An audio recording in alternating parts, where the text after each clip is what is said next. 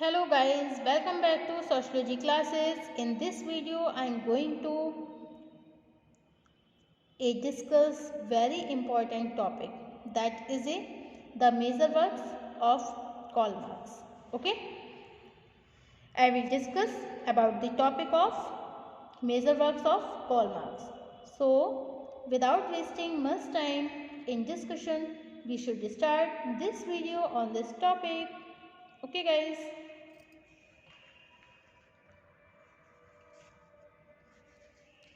इन गहन अध्येता और विचारक के रूप में मार्क्स अपने जीवन पर कुछ ना कुछ लिखते रहते हैं। ओके, उनके अधिकांश विचार विभिन्न लेखों अथवा पत्रों के रूप में तैयार हैं। उनके नाम से प्रकाशित होने वाली पुस्तकों को भी पांडुलिपि का रूप देने में उनके मित्र एंगल्स का प्रमुख योगदान रहा। ओके, तो एक गहन अध्येता और विचारक के रूप में मार्क्स अपने जीवन भर मतलब कुछ ना कुछ लिखते रहे हैं और उनके अधिकांश विचार विभिन्न लेख और पत्रों के रूप में भी हैं, मतलब लेख के रूप में भी मिलेंगे और पत्रों के रूप में भी मिलेंगे। पत्रों के रूप में मतलब लेटर्स। ओके, उनके नाम से प्रकाशित होने वाली पुस्तकों को भी पांडुलिपि का रूप देने में उनके मित्र एंगल्स का प्रमुख योगदान रहा। मार्क्स की रचनाओं में कुछ प्रमुख रचनाएं इस प्रकार हैं। फर्स्ट है द होली फैमिली। यह मार्क्स द्वारा लिखित और प्रकाशित होने वाली सबसे पहली पुस्तक है। इसका प्रकाशन हुआ था 1845 में। इस पुस्तक में मार्क्स ने हीगल के विचारों पर प्रकाश डाला है। पुस्तक द होली फैमिली नाम इसको इसलिए दिया है क्योंकि मार्क्स ने हीगलवादी विचारधारा से प्रभावित लोगों को एक पवित्र परिवार मानते हुए इसमें हीगल के प्रति उनके अनुयायियों के विचारों को स्पष्ट किया। कुछ समय बाद हीगल के अनुयायियों के विचार एक दूसरे से भिन्न हो जाने के कारण इस पुस्तक को अधिक महत्व नहीं मिला। ओके, अब नेक्स्ट है आपका the German ideology. Okay, German ideology. Okay, marks ने यह पुस्तक 1845 में लिखी थी, लेकिन इसका प्रकाशन मार्क्स की मृत्यु के बाद हो सका। इस पुस्तक में मार्क्स ने दर्शन, राजनीति तथा अर्थव्यवस्था के बारे में अपने उग्र सुधारवादी विचारों का स्पष्टीकरण दिया। पुस्तक में जहां एक और मार्क्स ने जर्मन दार्शनिकों के विचारों का मूल्यांकन किया, वहीं दूसरी ओर हीगल के अनेक विचारों के प्रति उन्होंने अपनी असहमति स्पष्ट की। ओके, अब नेक्स्ट है the misery of philosophy. The misery of philosophy. Marks ने सबसे पहले क्रोधों की पुस्तक द फिलॉसफी ऑफ मिजरी, एक बहुचर्चित पुस्तक है जिसमें क्रोधों ने मजदूर वर्ग के कष्ट और उनकी दुर्दशा के कारणों का विश्लेषण किया। इस पुस्तक में क्रोधों ने सत्ता को समाज की आवश्यक बुराइयों के रूप में भी स्पष्ट किया। ओके, इसी पुस्तक में मार्क्स ने पूंजीवादी व्यवस्था के जो दोष हैं तथा इस व्यवस्था में श्रमिकों के वास्तविक कष्टों के विस्तार को भी स्पष्ट किया और यह पुस्तक इनकी 1847 में पब्लिश्ड हुई। अब नेक्स्ट है आपका the communist manifesto. This is the works of Karl Marx. Marx की यह पुस्तक भी बहुत महत्वपूर्ण है और ये प्रकाशित हुई है 1848 में। सन 1847 में कम्युनिस्ट लीग ने मार्क्स को एक ऐसा दस्तावेज तैयार करने का काम सौंपा जिसके द्वारा इस संगठन के लक्ष्यों तथा विश्वासों, कार्यक्रमों को स्पष्ट किया जा सके। इस संबंध में एंगल्स ने पहले से ही एक विवरण तैयार कर रखा था। मार्क्स ने उसी विवरण के आधार पर साम्यवादी सिद्धांतों की एक तार्किक और व्यवस्थित व्याख्या प्रस्तुत करी। इस पुस्तक का आरंभ मार्क्स ने इस वाक्य में किया कि दुनिया का आज तक का इतिहास वर्ग संघर्ष का इतिहास है। ओके, और नेक्स्ट कौन सी है? The class struggle in France.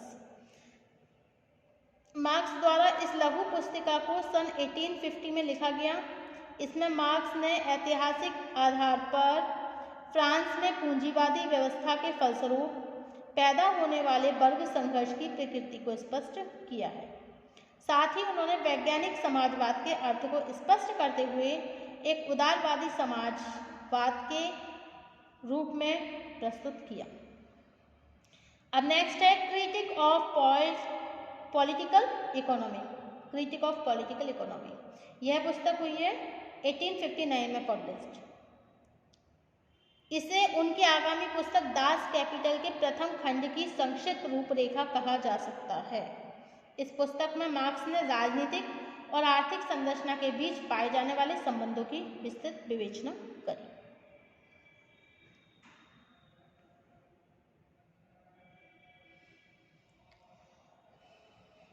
अब नेक्स्ट है आपकी दास कैपिटल। ओके, पूंजी नाम से प्रकाशित मार्क्स की इस पुस्तक को साम्यवादी विचारक अपनी बाइबल के रूप में देखते हैं। यह पुस्तक 4 खंडों में विभाजित है। इसका पहला खंड है मार्क्स के जीवन काल में ही 1867 में,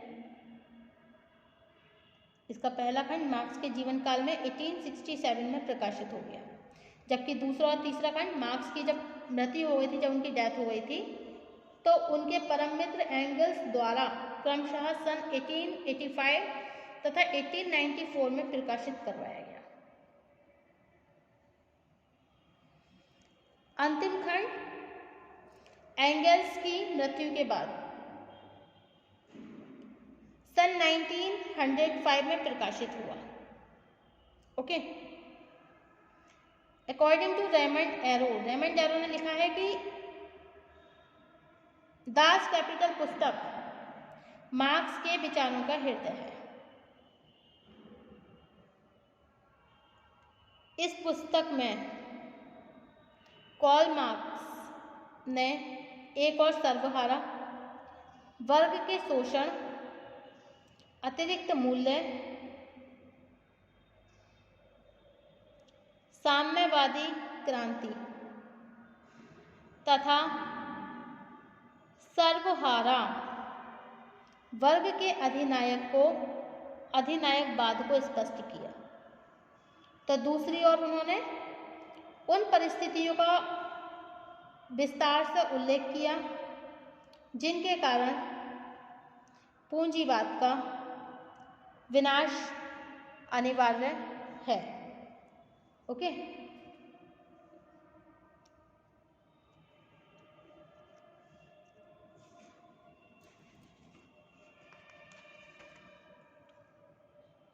अब नेक्स्ट है critique of the Gotha programme. Okay, critique of the Gotha programme. Next major works of Karl Marx. Okay student, ये सभी मेजर वर्क्स हैं कार्ल मार्क्स के, ठीक है।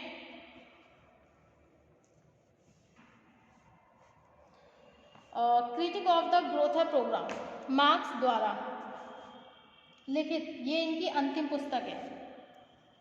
It's the last book written by Karl Marx. क्या नाम है इसका? Critique of the Gotha programme. Okay बच्चों, अच्छा बेटा ये पता है 1875 में मार्क्स तथा लेस्ली के अनुयायियों ने एकजुट होकर गोथा के सम्मेलन में एक संयुक्त समाजवादी पार्टी की स्थापना करी। तब मार्क्स ने इस पार्टी को दिशा निर्देश देने के लिए जो अनेक समालोचनात्मक निबंध लिखे, यह पुस्तक उन्हीं लेखों का संग्रह है। इन लेखों के द्वारा मार्क्स ने स्पष्ट किया कि भाई पूंजीवादी व्यवस्था में किस प्रकार समाजवाद के लिए अनुकूल दशाएं उत्पन्न होती है। इसके अतिरिक्त साम्यवाद की दशा में वितरण की प्रणाली, कामगारों की बढ़ती हुई शक्ति तथा वर्ग रहित समाज की स्थापना से संबंधित विचारों को भी इसमें बहुत प्रभावपूर्ण रूप से प्रस्तुत किया गया। ओके, उपयुक्त प्रस्तुतों के ये जो उपर्युक्त जो पुस्तकें हैं, इन सभी पुस्तकों के अतिरिक्त मार्क्स द्वारा राइन गज़ट में प्रकाशित विभिन्न लेख तथा अराजकतावादी विचारकों को लिखे गए पत्र भी उनके विचारों की निर्भीकता को स्पष्ट करते हैं। अपने जीवन भर मार्क्स ने जो भी कुछ लिखा वह सर्वहारा वर्ग की क्रांति के लिए आज तक एक दिशा निर्देश बना हुआ है। ओके,